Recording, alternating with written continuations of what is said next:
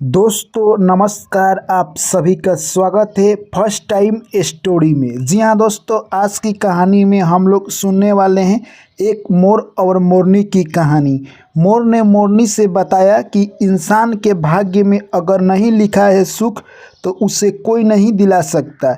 यानी कहने का मतलब है दोस्तों कि अगर आपके भाग्य में दुख लिखा है तो सुख कोई नहीं दिला सकता।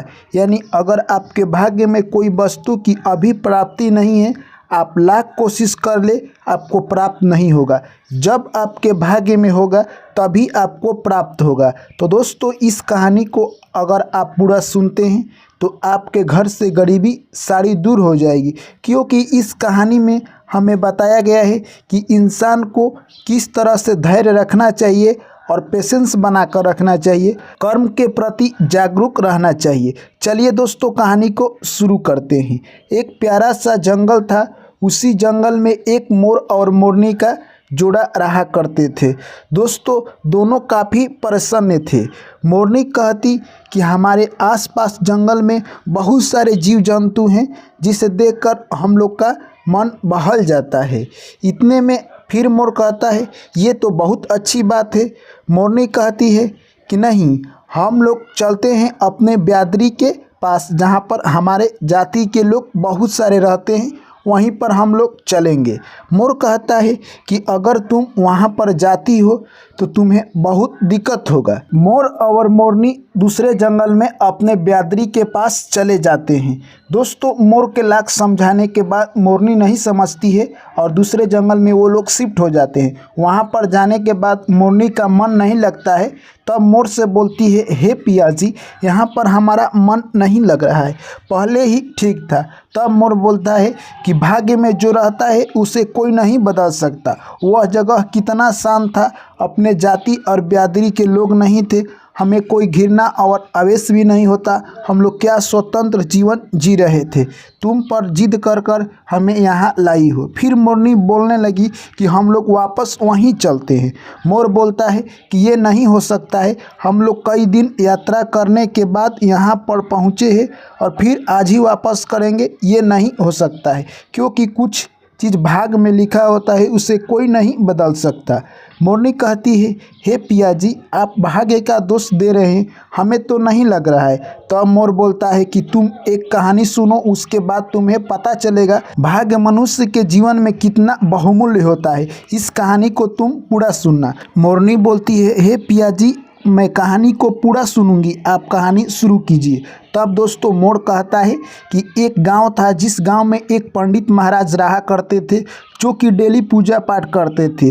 दोस्तों, उनका पूजा पाठ करने का तरीका बहुत अच्छा था, जिससे लोग उनको प्रिय पंडित मानते थे। वो गांव में जो भी पूजा पाठ यानी जो भी हवन सामग्री का काम होता वही करवाते। दोस्तों, पंडित जी का एक सुशील और सुंदर लड़की थी। धीरे धीरे समय बीतता गया और पंडित जी की लड़की सियानी हो गई। पंडित जी सोचने लगे कि अपनी लड़की का विवाह मैं कर देता हूँ, क्योंकि कुंवारी लड़की को अपने घर पर रखना यानी बेटी जवान हो उसको घर पर रखना पाप लगता है। उसने एक कुछ दूर के गांव में एक ब्राह्मण के लड़का देखकर शादी कर दी। दोस्तों, शादी काफ़ी धूमधाम से हुआ। लड़का भी काफ़ी अमीर था। धीरे धीरे दोनों का समय बीतता गया। लड़का गलत संगत में आ जाता है, दिन भर जुआ टास वैश्या के फेर में रहने लगा। दोस्तों, वह सुबह निकलता और शाम को घर आता, यानी अब उसे काम से कोई मतलब नहीं था। ऐसे ही धीरे धीरे करते करते लड़का के पास जितना पूंजी संपत्ति था, धीरे धीरे सब जुआ में हार गया और वो शराब पी गया। एक दिन ऐसा समय उसके पास आ गया कि अब खाने के लिए उसके पास अनाज नहीं थे। दोस्तों, वो लड़का सोचने लगा कि अब मैं क्या करूं। वो लाख प्रयास करने के बाद भी जुआ जो कि उसके लत लग गया था वो छोड़ नहीं पा रहा था। वो अपने दोस्तों के साथ सुबह ही जुआ खेलने के लिए निकल जाता। अब लाख प्रयास करने के बाद नहीं छोड़ पा रहा था। वो अपने पत्नी से एक दिन रात में सलाह लेता है। उसकी पत्नी बोलती है कि आपने जो गलत काम किया है उसका परिणाम हम लोग भोग रहे हैं। फिर भी उसकी पत्नी हिम्मत जुटाती है और कहती है कि हम लोग अपने माई के घर चलेंगे, हमें विश्वास है कि हमारी मम्मी कुछ हम लोगों को हेल्प करेगी। यानी दोस्तों, अगले दिन वो निकल जाते हैं और अपने मम्मी के घर पहुंच जाते हैं। जैसे ही घर पहुंचते हैं, उसकी मम्मी और पापा देखकर काफ़ी खुश होते हैं और ये दोनों यानी लड़का और लड़की उम्मीद में थे कि हमारे माता पिता कुछ तो हेल्प करेंगे। दोस्तों लड़की खासकर उम्मीद लगाई थी अपनी मम्मी से। वहाँ पर जैसे ही दोनों पहुँचते हैं उसकी मम्मी बहुत अच्छा खाना और पकवान बनाकर खिलाती है और बहुत ही स्वागत करती है। दोस्तों धीरे धीरे समय बीतता गया और ये लड़का और लड़की सोचते कि हमारे माता पिता कुछ हेल्प नहीं करेंगे क्या। यही दिन रात ये दोनों मन में सोचते रहते। उधर पंडिताइन पंडित जी से बोलती है कि हम लोग अपने लड़की को कुछ हेल्प कर देते हैं। पंडित जी कहते हैं कि देखो इन लोगों का दिन खराब चल रहा है, अगर तुम हेल्प करती हो तो कुछ नहीं होगा, क्योंकि भगवान का लिखा हुआ कोई टाल नहीं सकता है। हम लोग का हेल्प करने से इन लोगों का कुछ मदद नहीं होगा, क्योंकि इनका अभी समय खराब चल रहा है, कुछ समय के बाद ठीक हो जाएगा। पर पंडिताइन दोस्तों मानने वाली नहीं थी, क्योंकि माँ होती है।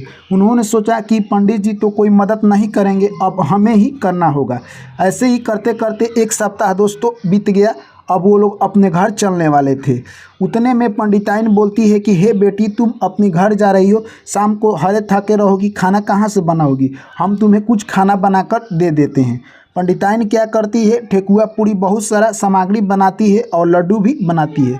लड्डू में दोस्तों यानी सोने की गोली डाल देती है, जिससे कि उस गोली को बेचकर वो लोग फिर पुनः अमीर हो जाएंगे, और अपने लड़की को दे देती है। लड़की बहुत सारा सामान लेकर अपने घर को चल देती है। दोनों दोस्तों रास्ते में जा रहे थे, जाते जाते शाम हो जाता है। फिर भी उनका घर काफ़ी दूर था। उन दोनों के पास उतना भी पैसा नहीं था कि वो गाड़ी धोकर अपने घर जा सके। तभी देखते हैं कि एक तांगे वाला आ रहा है। दोस्तों तांगा हम उसे कहते हैं जो कि पीछे लकड़ी का होता है और आगे एक घोड़ा लगा रहता है, उसे हम लोग तांगा कहते हैं, जो कि दोस्तों आपको फिल्मों में देखने को मिल सकता है, आजकल नहीं मिलेगा। तो चलिए दोस्तों आगे बढ़ते हैं कहानी में। वो लड़की बोलती है, हे तांगे वाला भैया आप कहाँ पर जाएंगे, हमें प्लीज़ कृपया कर हमारे घर तक छोड़ दीजिए। वो तांगे वाला बोलता है कि बहन इतना पैसा लगेगा तब तुम लोगों को मैं तुम्हारे घर तक छोड़ दूंगा। इतने में लड़का बोलने लगा कि हमारे पास देखिए भैया पैसा नहीं है, ये लड्डू है, आप इस लड्डू को स्वीकार कीजिए। वो तांगा वाला सोचता है चलो मैं लड्डू ही ले लेता हूँ, और दोनों को घर तक पहुँचा देता है। दोस्तों वो तांगा वाला लड्डू सोचता है कि ये लड्डू क्या होगा, मेरे घर तो कोई बच्चे नहीं हैं, इसको मैं एक हलवाई को दे देता हूँ। और दोस्तों लड्डू हलवाई को देकर वो कुछ पैसा ले लेता है और अपने घर चला जाता है। फिर दोस्तों इधर जो कि पंडित जी थे, जिस गांव में रहते थे, उस गांव का राजा पूजा पाठ कराते हैं और एक बहुत बड़ा हवन सामग्री का कार्य रखते हैं, जिसमें बहुत सारा लड्डू का काम आने वाला था। जितने भी दुकान थे आसपास के, सभी दुकान पर से सभी लड्डू मंगाया जाता है और पूजा पाठ चालू होता है दोस्तों। और पूजा पाठ में वह पंडित जी आते हैं जो कि मेन अतिथि के रूप में थे, वही पूजा पाठ को संपन्न कराते हैं। दोस्तों पूजा पाठ को जैसे ही संपन्न कराते हैं, राजा उनको उपहार स्वरूप मिठाई के रूप में वही लड्डू देता है जो कि पंडिताइन बनाकर अपने बेटी को दी थी और जो कि तांगे वाला एक हलवाई से बेच दिया था। दोस्तों देखिए लड्डू किस तरह से घूमकर फिर पंडित जी का घर पहुंच गया। पंडित जी लड्डू लेकर अपने घर गए और पंडिताइन को दे देते हैं। पंडिताइन फोड़ कर खाने ही वाली थी, उसमें सोने का गोली निकल जाता है। यह सब देखकर पंडिताइन चौंक जाती है और सोचने लगती है ये तो मैंने लड्डू बनाया है।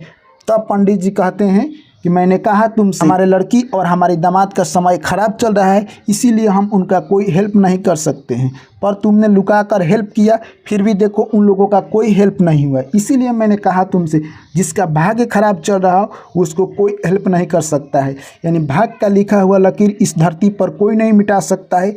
जो भगवान लिख दिए हैं वो होकर रहेगा, चाहे कोई कुछ भी कर ले। तो दोस्तों इस कहानी से हमें यही सीख मिलता है कि अगर आपका समय खराब चल रहा है तो आप इंतज़ार कीजिए, कर्म अच्छे कीजिए और अपना मेहनत जितना हो सके ज़्यादा कीजिए। क्योंकि मेरे दोस्त एक कहावत है कि कर्म से भाग्य को भी बदला जा सकता है, पर भाग्य से कर्म को नहीं बदला जा सकता है। अगर आप कर्म बहुत अच्छी कर रहे हैं तो आपका भाग्य भी बदल सकता है। अगर दोस्तों आज आप काफ़ी मेहनत कर रहे हैं तो कल आपको फल ज़रूर मिलेगा, और आज सिर्फ बैठकर भाग्य के बारे में सोच रहे हैं तो कल आपको कोई फल नहीं मिलेगा, इसकी कोई गारंटी नहीं है। तो दोस्तों आप भी कर्म करते रहिए और अपने भाग्य को चमकाते रहिए। चलिए दोस्तों इस कहानी के बारे में आप अपनी राय जरूर लिख कर बताइए। कहानी अच्छी लगी तो वीडियो को लाइक कीजिए, अपने रिश्तेदारों और दोस्तों के साथ शेयर कीजिए, चैनल को सब्सक्राइब कर लीजिए और नोटिफिकेशन को ऑन कीजिए। आप लोग का प्यार और सपोर्ट की हमें बहुत ज़रूरत है, चैनल को सब्सक्राइब कर लीजिए। चलिए मिलते हैं नेक्स्ट कहानी में। जय श्री कृष्ण, राधे राधे।